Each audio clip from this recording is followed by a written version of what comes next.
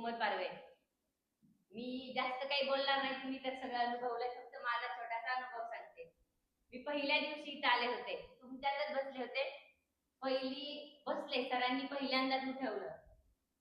पहिल्यापासून बोलत होते, पण 6 ते 7 वर्षांचा गॅप झाला, काहीच बोलता येत नव्हतं. उठून पुढे आले, सर म्हटले काही नाही, नाव सांगायचे. तुम्हाला विचारलं सेम मला पण विचारलं, नाव सांगा.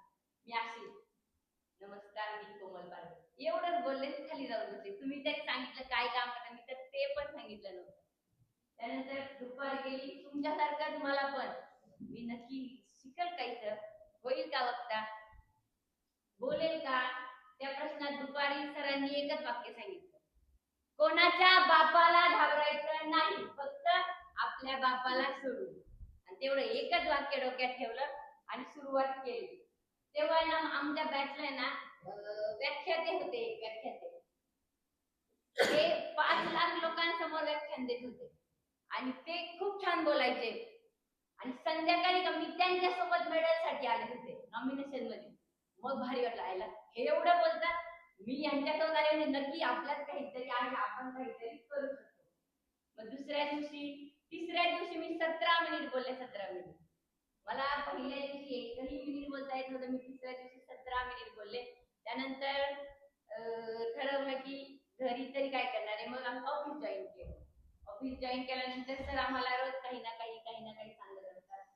रोज थोडं थोडं शिकून आज मी कमीत कमी तुम्ही सांगेल त्या टॉपिक वरती कधी ऑन दी स्पॉट पाऊण तास 1 तास बोलू शकते, एवढी खात्री आहे. तुम्ही तर पाहिलं मी तुम्हाला कसं बोलायचं, काय बोलायचं ते सांगते, त्यामुळे मी कोणत्याही विषयावरती बोलू शकते. पण त्यासाठी ना सातत्य गरजेचं आहे. तुम्ही आज 3 दिवस आमच्याकडे करून गेले आणि घरी जाऊन असं होणार नाही, तुम्ही परत येसाल महिन्याने, तर तिथं बोलून आता बोलतच नाही आम्ही. यासाठी सातत्य गरजेचं आहे. एक छोटीशी गोष्ट सांगते. 2 दगड असतात आणि त्या 2 दगडांच्या मूर्ती बनवायच्या असतात. कारण मी पहिल्या दगडाला विचारतो की त्या दोघांनाही विचारतो, मला एक देवाची मूर्ती बनवायची, एक पायरी बनवायची, तर कोणाची तयारी काय आहे, कोणाला दगड बनायची ते पायरी बनायची, कोणाला मूर्ती बनायची. तर एक दगड सातत्य ठेवायचं म्हणजे मार घ्यायचा, हातोड्याने त्याला तेवढं हे करायचं. तो कारागीर म्हटलं की महिनाभर मला तुला हातोड्याने ठोकावं लागणार, तुला घडवावं लागणार. तो म्हटलं एवढं सातत्य ठेवायचं, एवढा हे मी घाव खेळायचे नाही बाबा, मी आपला पायरी होतो. दुसरा दगड म्हटला नाही, माझ्यात ताकद आहे, मी सातत्य ठेवीन, पण मला मूर्तीच व्हायचंय.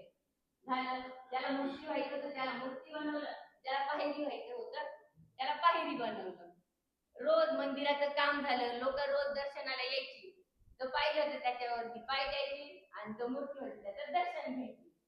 तो पायरीवरचा दगड रोज विचार करायचा. एक दिवस तो कारागिराला म्हटला, अरे त्याला सगळेच पुस्तक आणि मला सगळेच उडवतात. तेव्हा त्या कारागिराने सांगितलं की तू जर तेव्हा कष्ट केले असते, सातत्य ठेवलं असतं, तर आज तू त्याच्या जागी असता, त्याच्यात क्षमता होती.